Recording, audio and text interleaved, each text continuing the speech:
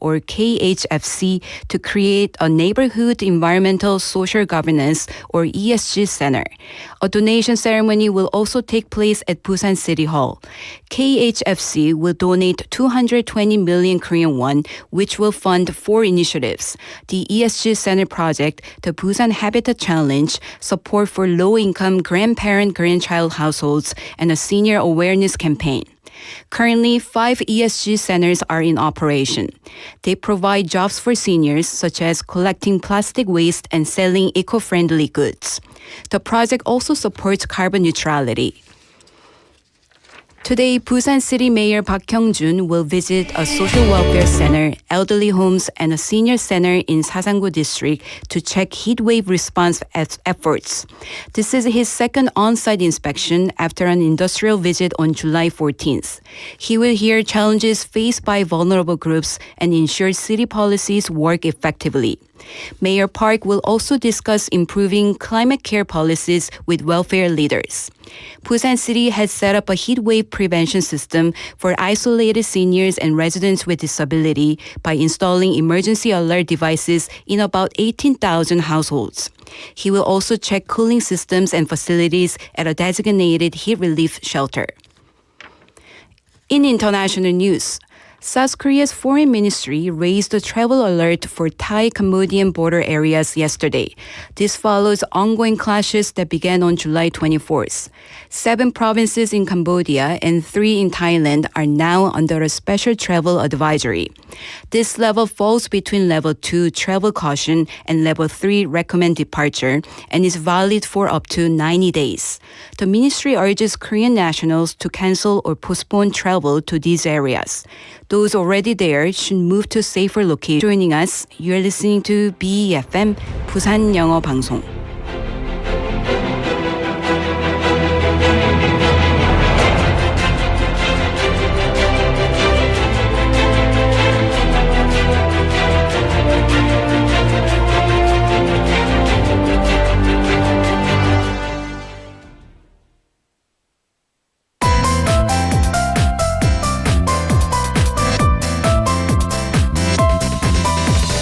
Your best choice. BEFM 부산 영어 방송. Coming up next is Busan Worldwide with Stephanie Yoon. BEFM 부산 영어 방송.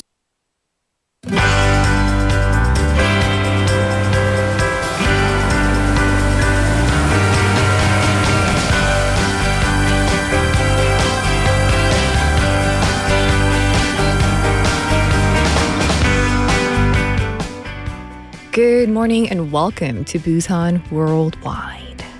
Sleepless summer nights under record-breaking heat, torrential downpours so extreme it feels as if the entire city could flood, and winters so unusually warm that cherry blossoms bloom early. Climate change is no longer a distant threat. It has become a part of our everyday lives. The scale and speed of these changes are now directly tied to our survival, and that's why serious attention and deeper research into climate change are more urgent than ever before. In this global moment of transformation, the city of Busan is taking action, combining its coastal geography with scientific technological capabilities to lead climate research on the international stage. 네, 시대의 흐름을 맞춰 부산은 바다 도시의 장점과 과학기술을 살려 기후변화 연구를 이끌기 위해 노력하고 있습니다. So today on Busan Worldwide, we'll look into the future of our changing planet by tracing answers through the wisdom of the past. Well, I'm your host, Stephanie Yoon.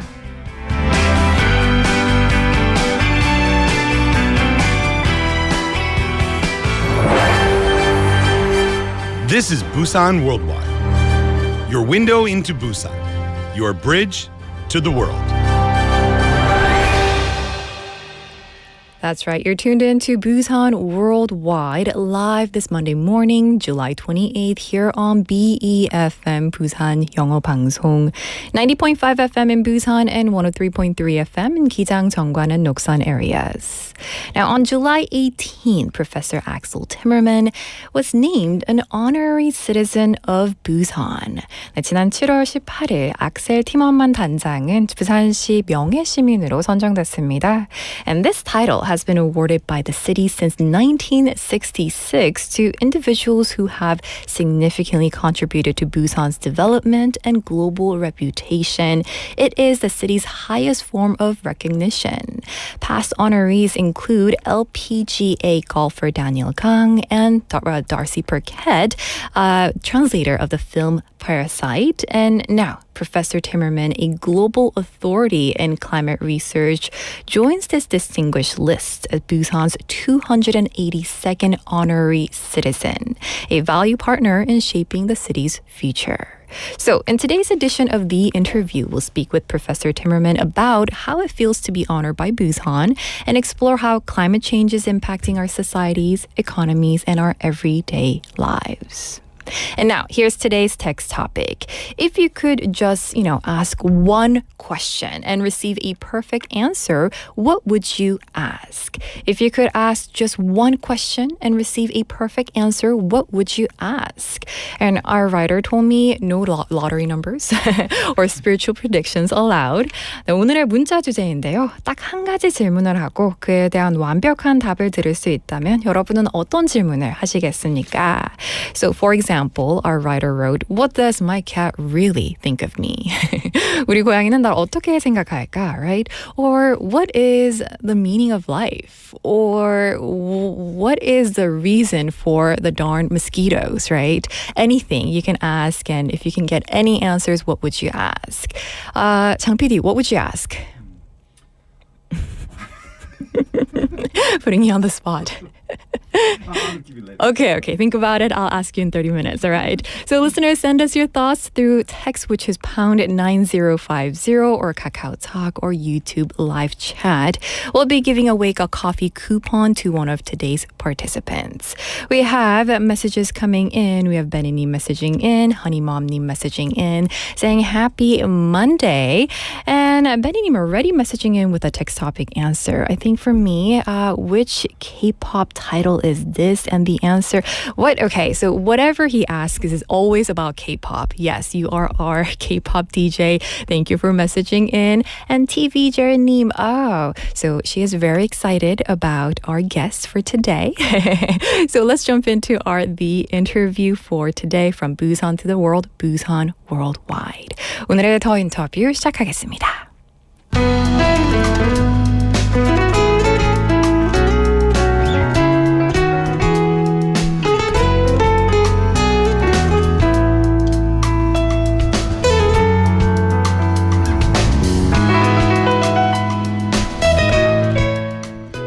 Now it's time for the interview. Climate change is no longer a future threat. It is happening now and we're all feeling it. That's why global awareness and research are more important than ever before. Our guest today is Dr. Axel Timmermann, a leading climate scientist and newly named honorary citizen of Busan. He joined Busan National University and has published over 240 papers in top journals. He also mentors young scientists through programs like the PNU Summer Program and K-WIN Project. 네, 오늘 더 인터뷰에선 세계적인 기후과학자이자 최근 부산 명예시민이 된 악셀 티머만 단장과 함께 이야기 나눠보겠습니다. That's right. Today we'll speak with Dr. Axel Timmermann about his work, his hopes for Busan as a global climate hub, and his outlook on the future of our planet. Hello and welcome, Professor. Thank you very much for the kind introduction, Stephanie. Of course. And congratulations on being named an honorary citizen of Busan. Well, thank you very much. And we're going to definitely hear a bit about that. But can you please first say hello to our listeners? Well, I wish all the BFM listeners a delightful morning, even though it's going to be very hot outside today. Right. Well, it's a pleasure having you in the studio today. And as we mentioned in the opening, on July 18th, you were awarded honorary citizen of Busan. So how did did it feel to become an honorary citizen of Busan? And could you share your thoughts and emotions from that special moment at City Hall? Well, I moved to Busan around 8 years ago, and it was a bit of an adventure with unknown outcome, like a Mission Impossible. But it turned out to be really one of the most rewarding experiences in my life. And I have been able to embrace, I think, a different culture, an amazing city, and all of this really contributed also to my feeling on this particular day. And being recognized by Busan City as an honorary citizen is a real true honor. And I'm very much proud of this. And the moment itself in City Hall was extremely meaningful for me, and also symbolic because it shone a kind of warm and positive light on my experiences and also accomplishments here in Busan. Right. And that ceremony must have been really like a proud, emotional milestone, of course, both personally, but also just having that community recognition as well. Now, you mentioned that you've been living and conducting research here in Busan for 8 years now. So what does the city mean to you personally and professionally?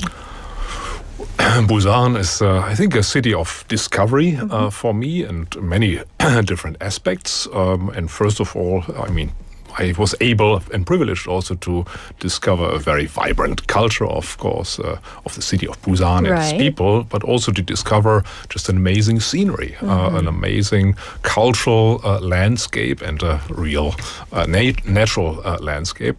And also it was a way of self-discovery for me, because usually every weekend I try to go out in the surroundings or explore new areas of the city, usually equipped with my camera. I try to capture the heartbeat of the city. So it's all about discovering and exploring.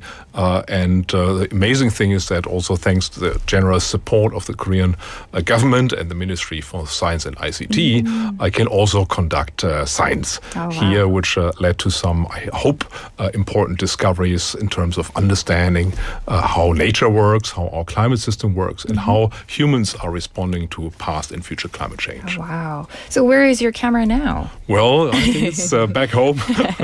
Well, BFM is a big part of Busan. Next time you should bring it, take some pictures of our producer. Of course. So just on a personal note, what do you like to take pictures of? Like, is it just the mountains, the beach, or? Different styles, I would say. I like architectural photography very much. Wow. Cityscape photography. I mean, the combination, of course, of nature and man's architecture. Street photography, if possible. Of course, we cannot take photos of people directly. Of course. But there are, I think, lots of different aspects of photography that fascinate me. Oh, wow. And sometimes even astrophotography. Wow. So there are some nice spots here in Busan where you can see the sky if it's clear. And you're going to have to tell me after the interview where to go. Yes. Well, it's exciting how living and working in Busan can really lead to scientific breakthrough, but also personal growth. And I feel like you're really enjoying the city to the fullest. For sure. Yeah. So then which part of your efforts contributed most significantly to being selected as an honorary citizen of Busan? Yeah, when I started the IBS Center for Climate Physics at Busan National University 8 years ago, I think my mission was really to bring Korea and the city of Busan to the forefront of climate research and also climate modeling. And thanks to the amazing effort of my team and over 100 people in the last 8 years, I think we have accomplished this goal that essentially we have become a world-leading climate research center.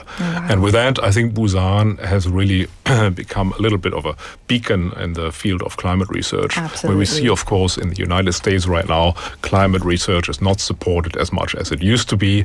And I think having the possibility and opportunity to keep climate research alive and relevant also for the citizens of Korea and Busan is one of the really important missions. Absolutely. And I think for that one, I was also recognized with the honorary citizen, and the fact that we also distribute and share our scientific information with the general public and organize outreach events to really spread the knowledge about the climate crisis, but also try to be optimistic and encouraging to look for common solutions for that. Raising awareness is absolutely an important part of that.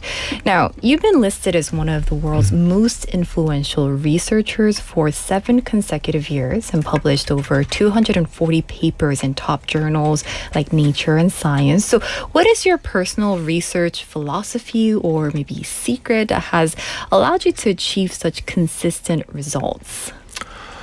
I think I like to question the status quo. I like to break down boundaries. I don't want to define myself through boundaries. So everything that's beyond a boundary, it could be a disciplinary boundary, usually fascinates me more than the knowledge that I already have. Okay. So I'm constantly struggling to essentially redefine myself. I mean, I started my career initially in quantum field theory. I became a meteorologist, oceanographer, paleoceanographer. I've worked on isotope geochemistry, ice sheets.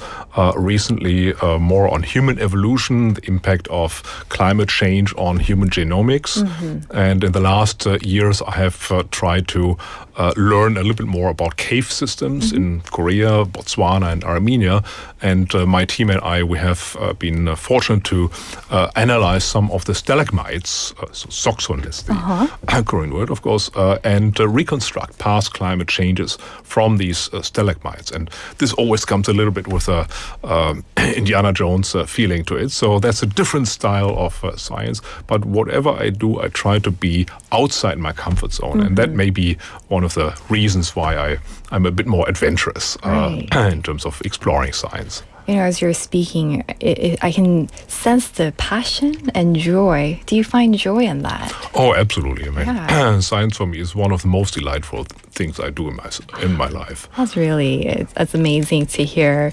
Now, I think it's definitely fascinating how curiosity, but also passion and willingness to embrace new challenges can result in extraordinary results, but also it sounds like an unending journey, like a battle for you, but it does lead to results.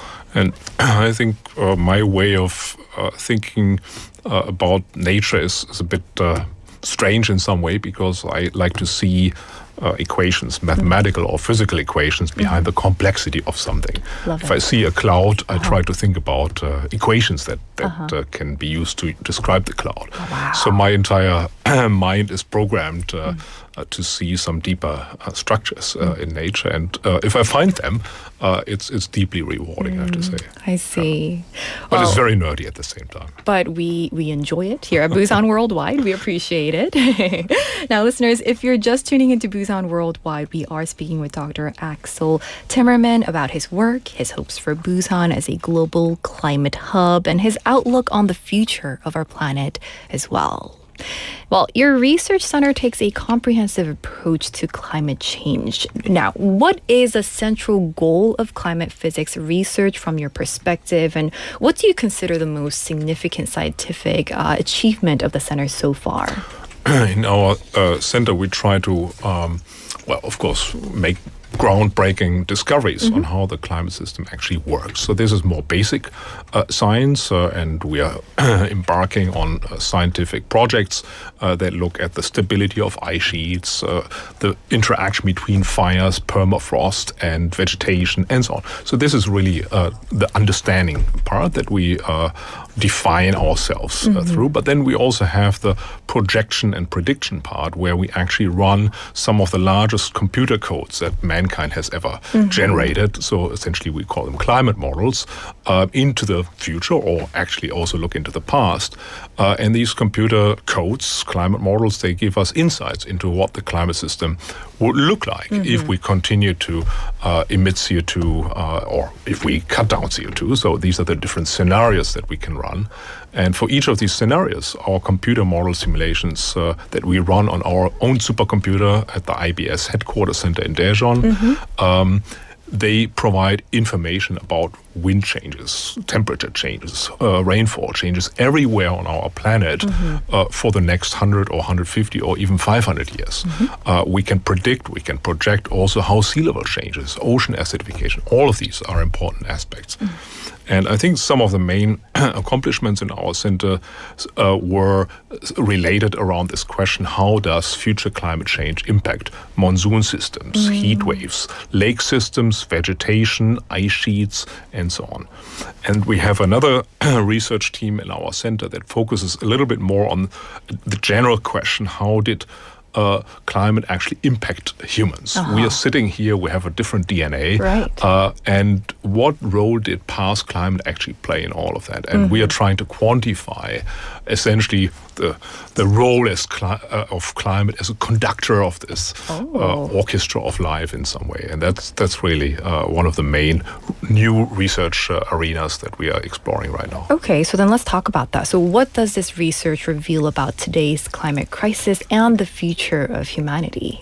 Yeah, so of course, all these main climate problems, global warming, sea level rise, ocean acidification, they're real. They're already happening, as we introduced already. So they are not knocking at the door, but they're already in the room.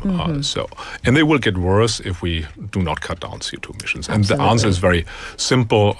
For what causes these challenges? And the answer is fossil fuel burning. So we are strongly addicted as humans to fossil fuel burning, and we need to essentially go into detox state and try to think about some other ways of obtaining the energy resources that we need for our survival. And so for us, it is not only important in the center to say, okay, globally we're going to have certain challenges, but also on a regional scale, we would like to say, what is the rainfall going to look like? What are the rainfall extremes in year 2050, 2100 in Busan, for instance, or in Seoul, or in Jakarta, and so on. So all of this is essentially included in our climate model simulations, and therefore the data that we're generating, and if we think about the data amount, it would fill essentially this entire room with hard disks, the type of computer model simulations that we do. So this regional information is, of course, relevant for stakeholders. And I mean, citizens are stakeholders, policymakers, companies, and so on. All of us. So we have all of this information readily available, essentially, to make decisions. And I hope that in future we can build a little bit more liaison with other stakeholders to build these climate products where our basic science information really gets translated into decisions in terms of adaptation or mitigation. Absolutely. Now, your emphasis on the addiction of fossil fuels, despite decades of awareness, we're always talking about it, even on radio, is both sobering and I hope motivating for all as well. Now, you once said that changes in the Antarctic ice sheet are a wild card for sea level rise, and you warned that a 2-meter rise could submerge low-lying areas like Kimhae. So how could such projections impact Busan specifically, and what preparations should the city be making? If globally humans don't cut down CO2 emissions, we're going to look at 1 meter sea level rise by the end of the century, approximately. If we continue further, then by 2150, we might have 2 meters sea level rise. And one has to consider 2 meters in a very low-lying area could mean hundreds, even of meters or even kilometers of inundation. But also we should keep in mind sea level rise is not just the global value, because on top of this we have storm surges, we have tides, we have the effect of groundwater. So what sounds like far future 2100 actually occurs much earlier. So the threat of sea level rise on coastlines is already happening. And we should keep in mind, in the last 20 years alone, sea level globally has risen by 7 centimeters. We can see that. That's just in 20 years. Wow. And so it will accelerate as these ice sheets, in particular the West Antarctic ice sheet, starts to disintegrate. So this is something we need to consider as an important scenario for decision making. And then in particular for coastal regions such as Busan or many other areas in South Korea, future infrastructure planning, let's say a new airport, Gadokdo Airport or so, should consider all of these factors and not just the global sea level rise, but essentially the confluence, the combined stress from storm surges, sea level rise, and so on, in order to make sure the infrastructure that we may actually support as citizens is not destroyed. Right? We have the information. All it needs is to actually use this information for proper and appropriate planning. So in future, I hope that all the infrastructure planning around coastlines includes essentially sea level rise impact assessments to make sure that the infrastructure can withstand changes in sea level and coastal threats. Right. And instead of just looking to maybe 10 years or 20 years in future, we should be looking 100 years and 200 years as well. Exactly. Especially with the data that you are providing for the future and the city as well. Now, you've continuously engaged in education and outreach for future generations, and you've led programs like PNU Summer School, the K-WIN Project, and Climate Day. So what message were you hoping to convey to students and young people through these events? I mean, many young students or youth representatives in general are really frustrated. I mean, they know about the situation and they see that there is very little change. And it's fully understandable. I mean, it's our generation and that of our parents that have contributed to the CO2 increase that will change the climate, that has changed and will change the climate system. So it's clear that the young generation does not really trust us in finding the solution for that. So we need to find an intergenerational solution scenario here. And that could be very simple, very often in families. One can have a discussion about it. Okay, students or young generation members could just talk to their parents and say, well, what are you doing actually about reducing CO2? Maybe we can work out a plan together so that we start family-based CO2 reduction plans. Right. I mean, we always think about the government, but essentially it's us using the energy. So we can also come up with ideas on how to do that. And then there is a very important aspect that is that many of the really important decision-making bodies in every country, but also South Korea, are filled pretty much with old generation folks.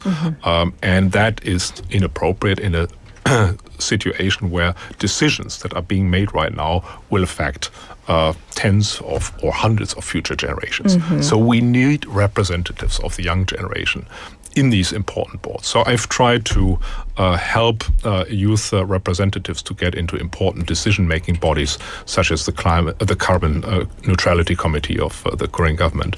And so this is really important, and I hope to encourage young students at Busan National University or wherever we talk about these issues to become active and demand answers, in particular from their parents and their parents' generation. Yeah, and I love that idea of having that just conversation with the parents, but also giving them engaged in decision making.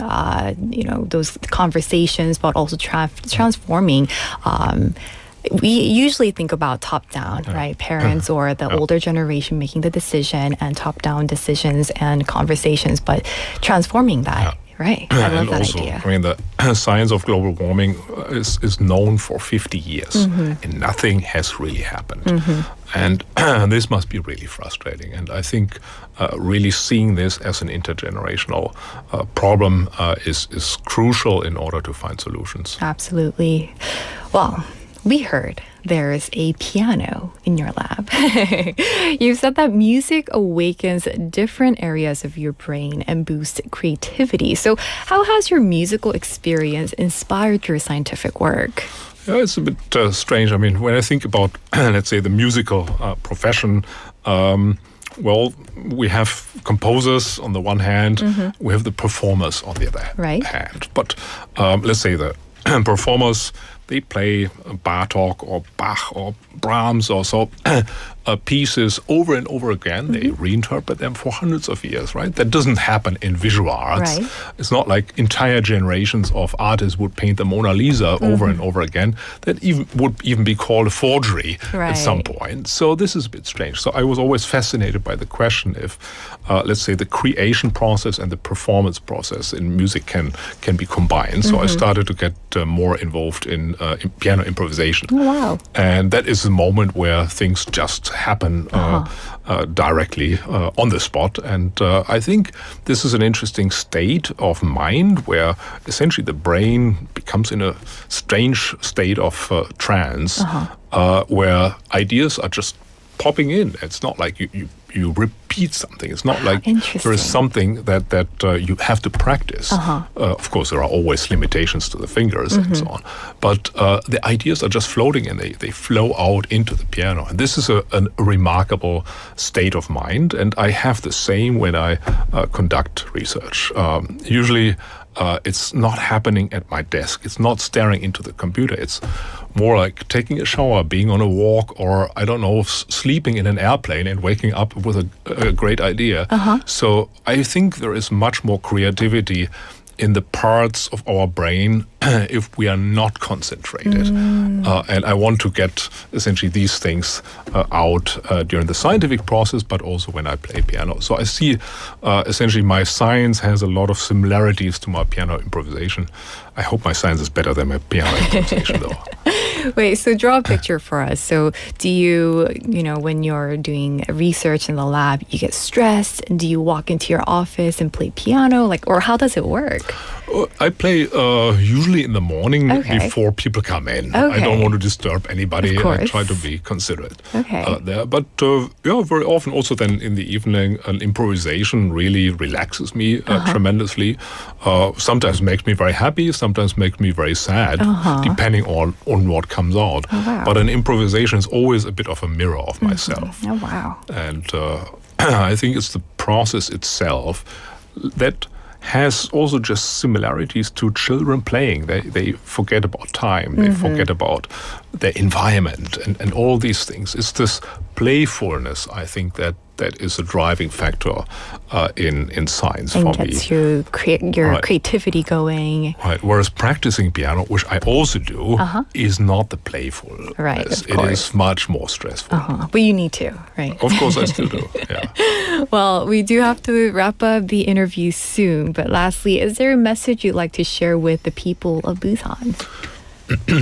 Yeah, I would just like to say the last 8 years here were absolutely amazing, and I have experienced an incredible hospitality from the people of Busan, and support and curiosity in particular. I mean, very often in the subway or so, I'm being asked by people, "Oh, what do you do? Why are you in Busan? Are you a visitor?" and so on. So this doesn't happen when I visit Seoul. I think there is a much more direct curiosity here, and I appreciate that very much. And I'm very grateful to the people of Busan for what I've experienced here. I hope that Busan will be recognized a little bit more internationally also, not just as a tourist destination, we know that, of course, but really as a very, very attractive place to live and work. Absolutely. And for that, I think certain things may need to change. Perhaps also Busan needs to be connected via direct flights to Europe or the US or so. I think just make Busan is a city that's as big as Berlin. It's a metropolis. It is beautiful, maybe much more beautiful scenery-wise than Berlin. And yet we are still hearing even Korean English-speaking newspapers talk about Busan as the southernmost port city. This is ridiculous. Right. We are a metropolis, and I think we should really stand with high confidence and self-awareness and say, okay, no, we are a world-leading center in many aspects. That includes maybe climate science in some way, but that also includes many other things and make Busan more attractive. So I hope that this global recognition will really boost also Busan's economy and future visibility. In every way possible. And I think it starts with one person and different stories like your story, how Busan really inspired you and supported you both professionally but also personal growth as well, and sharing with other people through BFM like today as well. So thank you so much for that. But before we let you go, I do want to ask you the text topic question, which is, if you could ask one question and receive a perfect answer, what would it be? I think I want to know why humans are intelligent enough to, well, create all sorts of complicated technologies and even invent a new type of intelligence that, who knows, may take over us at some point. Yeah. And we are amazing in that, but we're not using our intelligence to find, let's say, solutions to humanitarian crises in the world. We are not finding ways to avoid wars, stop poverty, starvation, and so on and so forth. Why is it that our human intelligence is completely useless in finding really solutions to the most important challenges of our lifetime, while at the same time we can develop technologies that are absolutely amazing. So I want to know what's wrong with our intelligence. So what's your answer? Why are humans driven by only gains and money, right? Right, definitely. Well, I wish I can give you the answer, but we'll have to think about that. Okay. But thank you so much for your question and sharing your life with us and your journey here in Busan with us as well today. It was a pleasure. Thank you. Thank you very much, Stephanie. All right, and that's going to do it for the interview with world-renowned climate scientist Axel Timmermann, who was recently named the 282nd Honorary Citizen of Busan. With that, let's take a quick song break. This is Changing of the Seasons by Two Door Cinema Club.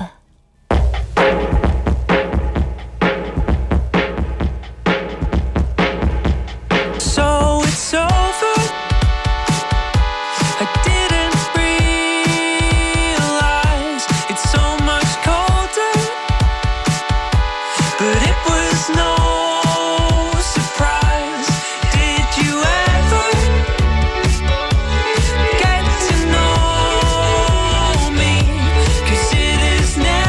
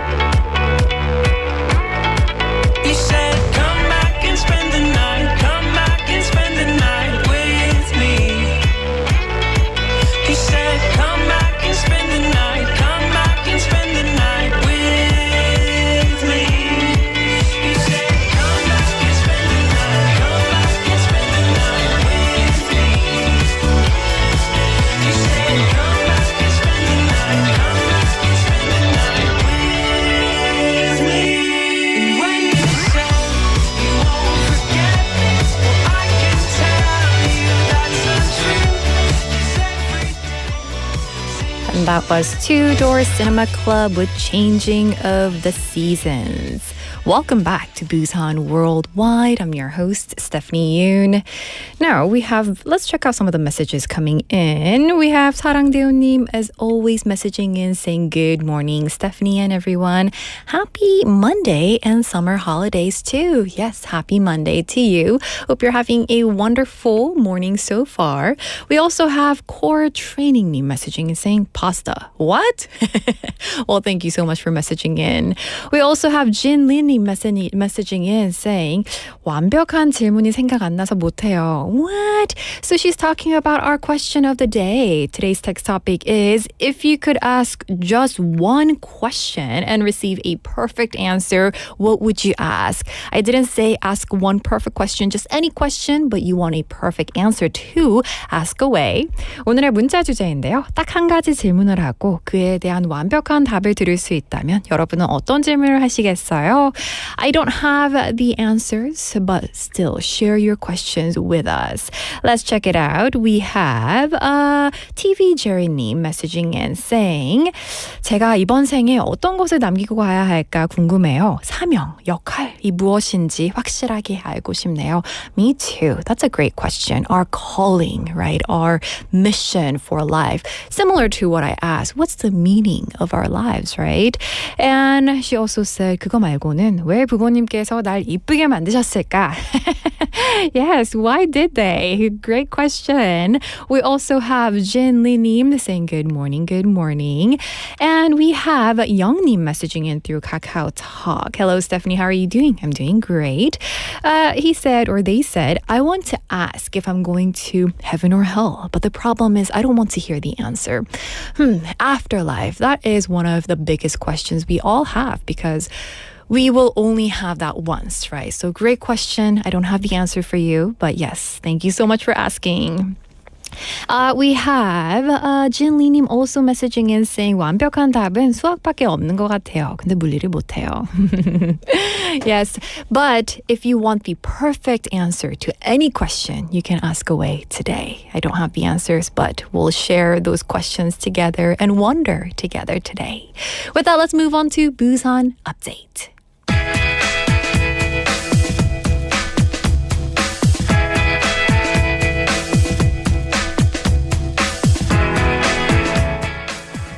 And it's time for Busan Update. The National Busan Science Museum will hold a nighttime family experience event from August 14th to 16th. 국립부산과학관이 다음 달 14일부터 16일까지 야간 가족 체험 행사 사이언스 앤 매직 키즈 밤 놀이터를 개최합니다.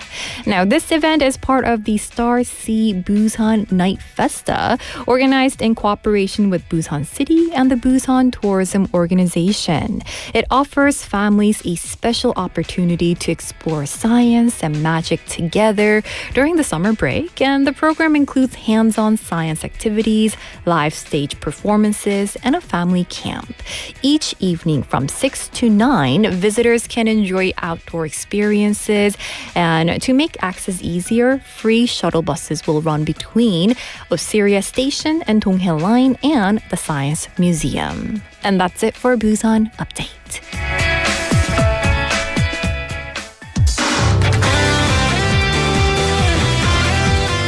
BEFM's The Interview is waiting for your participation.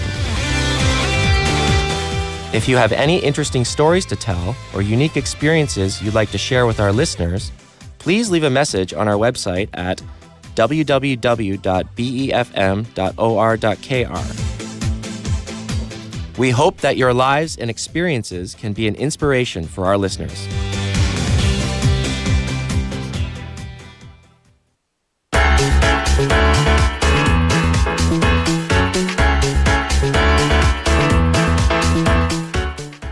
And it's time for Correspondent Reports. Let's go over to Fukuoka, Japan for the latest updates today. We're joined by our correspondent, 김지숙.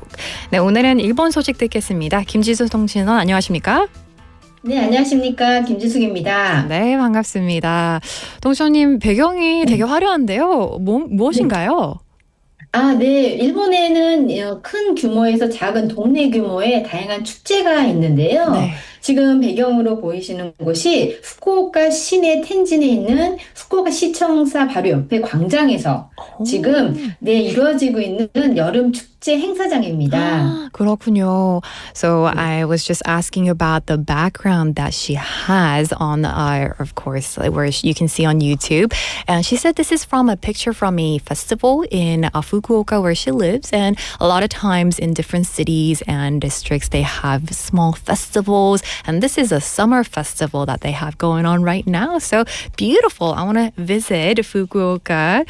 Well, let's jump into our first story for today. Our first story focuses on Japan and the U.S. having reached a major agreement on tariff measures. So tell us more. 네, 첫 번째 소식입니다. 관세 조치 협상에서 미국과 일본이 대규모 합의를 체결했다고 합니다. 자세한 소식 전해주시죠. 네, 미국의 관세 조치와 관련해서 지난 4월부터 협상을 계속해온 아카자와 료세이 경제장관이 일본 시간으로 지난 23일 백악관에서 트럼프 대통령과 회담하고 정식으로 합의했습니다. 7월 24일자 일본 공영방송 NHK 보도에 따르면 합의에서는 초점이었던 자동차 등에 대해 지난 4월 이후 부과된 25%의 추가 관세율을 절반인 12.5%로 낮추고 기존 관세 2.5%를 더해 15% 세율을 매기기로 했습니다. 아울러 다음 달 1일 25%가 부과될 예정이었던 상호관세도 지난 7일 일본에 통보한 25%보다 10% 낮은 15%로 하기로 했습니다. I see. So since April, Japan's Minister of Economic Affairs has been negotiating with the U.S. over tariffs. On July 23rd, Japan time, he met with President Trump at the White House and finalized the agreement. According to Japan's NHK, on July 24th, the additional 25% tariff on vehicles introduced in April will be cut in half to 12.5%. Added to the existing 2.5% base tariff, the new rate will be 15%. Also, mutual tariffs that were set to go into effect next month at 25% will instead be lowered to 15%. Now, how is the auto industry responding to the deal? 이번 합의에 대해 자동차 업계에선 어떤 반응을 보이고 있나요? 네, NHK 보도에 따르면 정부의 교섭을 높이 평가한다는 견해와 또 여전히 고세율이라 힘든 상황이다라고 보는 견해도 있다고 합니다. 한편 일본 자동차 공업회의 카타야마 마사노리 회장은 새로운 관세의 경감을 포함해 일본 정부가 미국과 계속해서 미래지향적인 대화를 해주는 것과 동시에 일본의 자동차 산업을 유지하기 위한 서플라이 체인의 지원, 그리고 일본 국내 수요를 위한 항구적인 조치를 강구한다고 발표했습니다.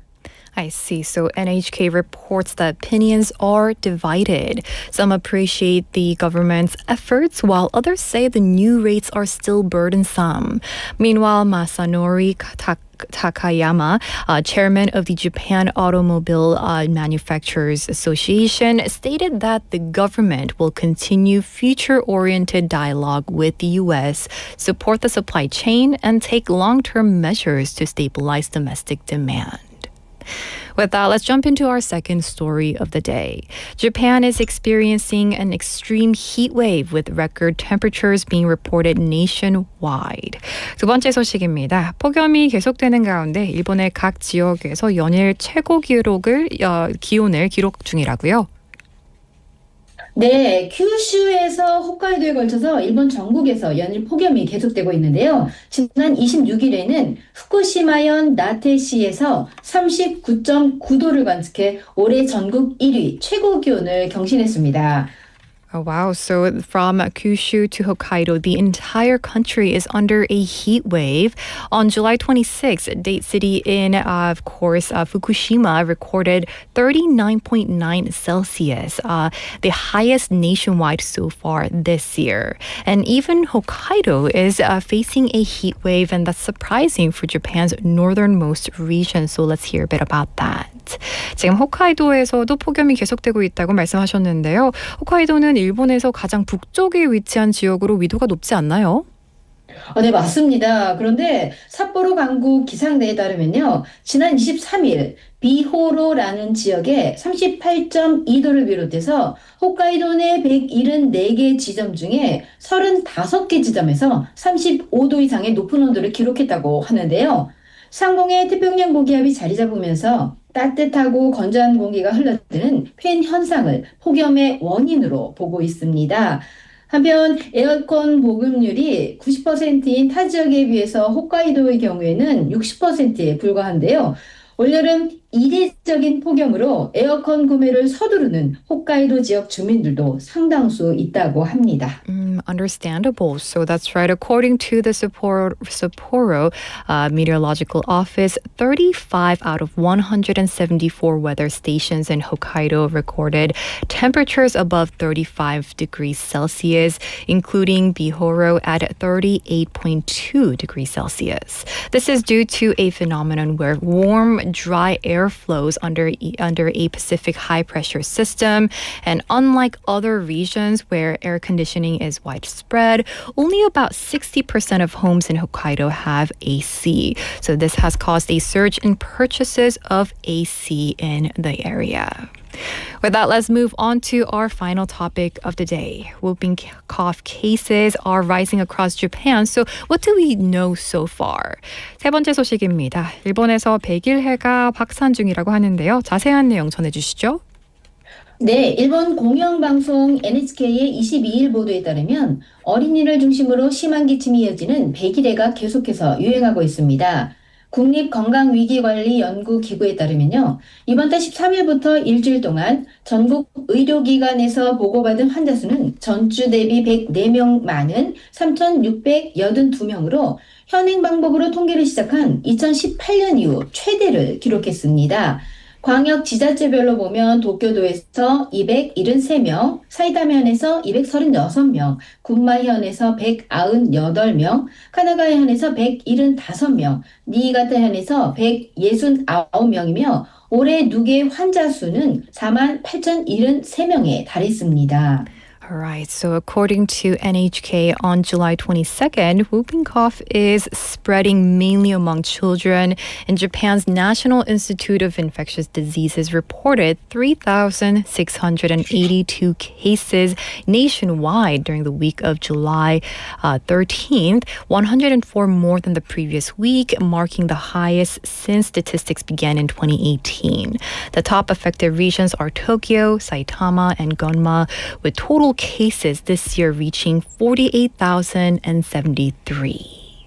Now, what are the symptoms of whooping cough and what is driving this outbreak now? 이 백일에는 어떤 증상이 있는지 그리고 지금 유행하는 배경이 궁금합니다. 네, 백일해는 모르데텔라 백일해균에 감염되어 발생하는 호흡기 질환인데요. 여름과 가을에 이 발병이 증가하는 경향이 나타납니다. 일본에서의 백일해 유행과 관련해서 국립건강위기관리연구기구에서는 코로나19의 유행과 그 대책 보급으로 감소 추세에 있던 것이 코로나19 감염 대책이 완화된 2024년부터 증가 추세를 보이고 있다고 합니다. I see. So whooping cough is a respiratory illness. It typically peaks in summer and fall. Experts say the outbreak is likely due to the easing of COVID-19 prevention measures, which had previously helped suppress infections. So I do hope that would decrease, and we'll hear some great news next time about it. And that's going to do it for the latest news coming from Japan. 네, 통신원님 오늘 소식 전해주셔서 고맙습니다. 네, 오늘 제가 텐진의 여름축제를 소개해드렸는데 8월 17일까지 개최 중입니다. 혹시 여행 오시는 분들 이곳에서 일본의 여름 축제를 간단하게나마 체험하실 수 있을 것입니다. 여러분들 꼭 방문해 주시고요. 지금까지 일본 후쿠오카에서 김지숙 통신원이었습니다. 네, 감사합니다. So the background she was talking about, that festival is going on until the 17th of August. So if you are visiting Tenjin in Fukuoka, do check it out. And that's going to do it for Correspondent Report. And listeners, that's all for today. Actually, before we wrap up today's show, I do have to ask our PD, if you could ask just one question and receive a perfect answer, what would you ask? 외계인이 있는지 물어보고 싶어요. What? Oh, if there's an alien outside of the planet Earth. Boring. No, just kidding. I think it's a great question. Something I think about all the time. Like, what kind of alien? What would it look like? And more, right? Well, thank you so much. We're just teasing. Well, that's going to do it for today. We'll see you tomorrow at 11:05 a.m.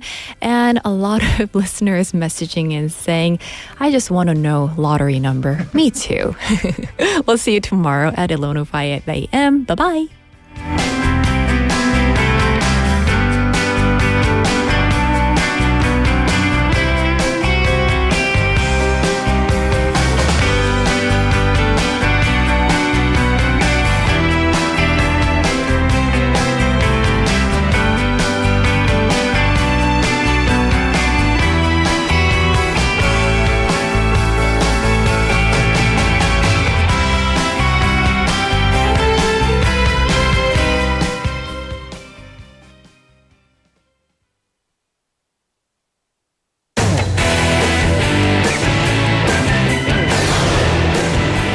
Your bridge to the world.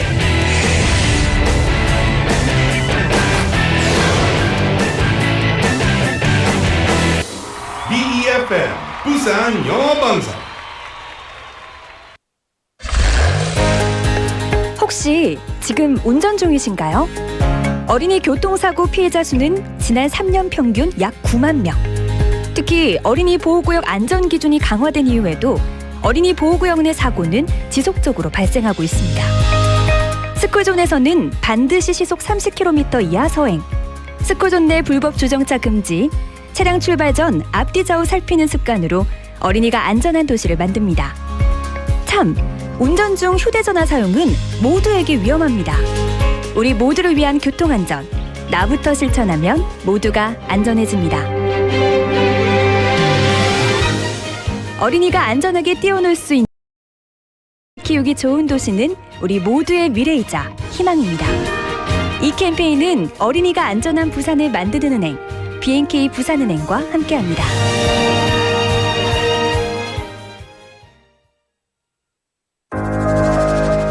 These are the nationwide safety guidelines informing you of rules to prevent water-related accidents during water play. As the heat wave continues, the risk of water-related accidents during leisure activities is increasing. When enjoying time at beaches, rivers, valleys, or any body of water, please follow these basic safety rules. Always wear a life jacket. Children must be accompanied by a guardian. Never swim under the influence of alcohol. In case of heavy rain, evacuate from the water immediately. If an accident occurs, alert those around you and call 119 right away. Schools and families are also encouraged to educate children in advance on safe water activity practices to ensure their safety. This message was brought to you by the Ministry of the Interior and Safety.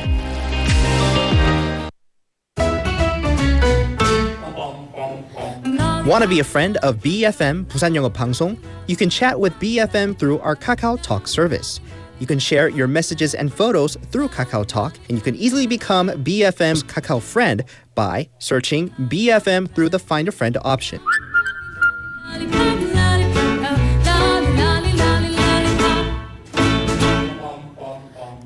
Come share and chat with us at BFM anytime, anywhere for free. Don't forget to add BFM 부산 영어 방송 to your Kakao friends list. Man, I haven't got a chance. I call him.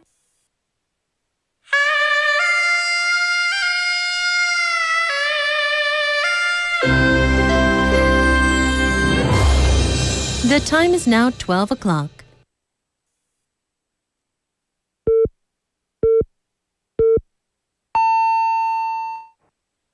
Welcome to BEFM News at 12. I'm Siwon Kim. South Korea proposed a massive shipbuilding cooperation project called MASCA, Make American Shipbuilding Great Again, to the U.S. amid intense tariff talks set to conclude by August 1st. On July 25th, Minister Kim Jong-kwan of South Korea's Ministry of Trade and Industry presented the plan to U.S. Trade Representative Howard Lutnick in New York. Mascot, named after President Trump's mega slogan, aims to boost U.S. shipbuilding through large Korean private investments, loans, and financial guarantees worth tens of trillions of Korean won. The project may involve public financial institutions like the Export-Import Bank of Korea. Lutnick reportedly responded positively, seeing strong U.S. interest. This corporation is seen as a key leverage point for South Korea in the ongoing tariff negotiations, especially given competition with China in shipbuilding. The Trump administration is expected to announce new tariffs on semiconductors next month, raising concerns in South Korea's chip industry. The tariffs based on national security grounds under Section 232 of U.S. trade law could affect a wide range of semiconductor products. While exact details are unclear, the move may pressure Korean firms like Samsung and SK Hynix to expand production in the U.S. U.S. Commerce Secretary Howard Lutnick said the goal is to bring chip manufacturing back to the U.S. However, experts say applying high tariffs across the board could be difficult as U.S. tech firms heavily rely on Korean and Taiwanese chips and lack alternative suppliers. In local news, Busan City will temporarily suspend its car-free day program from today to August 8th during the summer vacation period. The program encourages voluntary participation by having drivers attach an RFID tag, a small electronic device, to their vehicle and avoid driving one weekday. Participants receive benefits